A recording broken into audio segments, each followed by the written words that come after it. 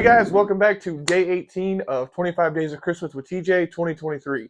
So obviously we are back in the train room. You're not seeing the pre-recorded version of me for multiple days in a row, but we went up to Pennsylvania. My dad, my grandfather, and my little brother and I. Um, we went to Jay's O Scales Club Layout. We went to the Carnegie Science Center. That's where I got this cool T-shirt from. Somebody there was using their noggin because they put the 7688.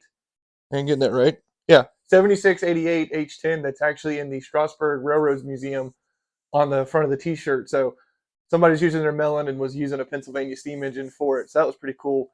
Their layout there, absolutely insane. If you get a chance to go to it, I would totally go check it out.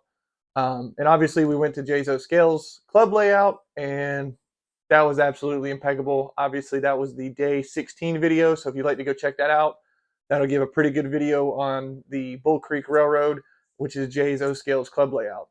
But one of the things we did yesterday morning, checking out of town, was the Pitt TCA was having their local show, so we stopped in, checked it out, was in there 5 or 10 minutes and was thinking, oh, it's your average small show. I mean, it's a big show for me, but I know it's a smaller show for up in that area.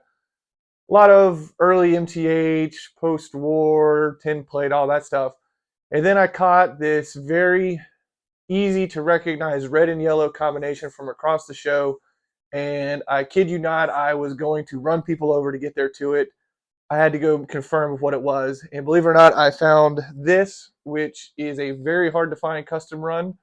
It is the Florida East Coast ES44 number 816. And I also found sitting with it the Florida East Coast Jeep 9 660.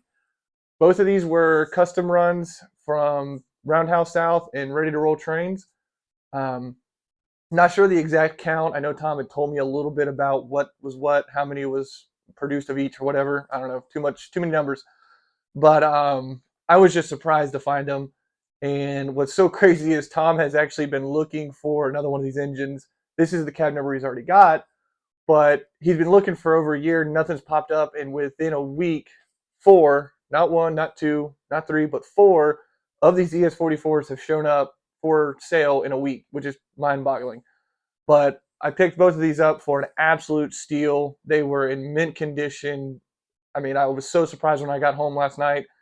Obviously I was too excited to wait till today. I got home late last night and was already running these on the layout.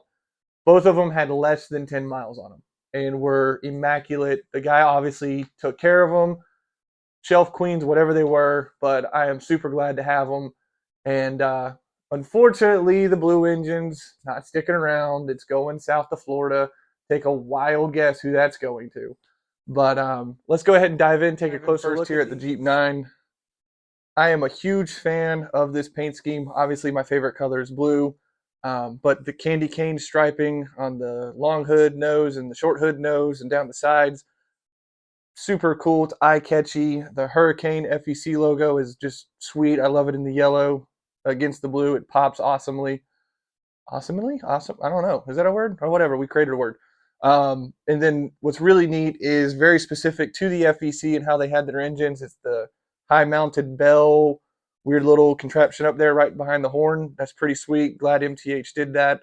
I mean, I'm kind of jealous that this engine's not sticking around. I think it's really cool. It's got great sounds. But, I can't have everything. And I know a guy that's going to really enjoy this, and it'll match really well with some other engines that he's got. So I know it's going in good hands. Now to the ES44. This is by far the most stunning painted engine I've ever seen.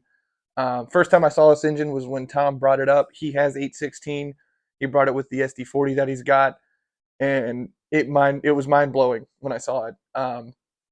Definitely never thought I'd get one. It was never really on my list, partially because I didn't really think I needed it, and two, I knew I was never going to be able to find one. So when I found it at the show yesterday, I was like, screw it. If it's not, I couldn't remember which one Tom had. I was like, if he's got it, oh well, I'll keep it. Maybe I'll sell it. I don't know. But now running it, there's no way I'm going to ever get rid of this engine. I think it's amazing. The detailing on it is spot on to the real one. Instead of having the two rails and then the antenna dome, it's only got the one.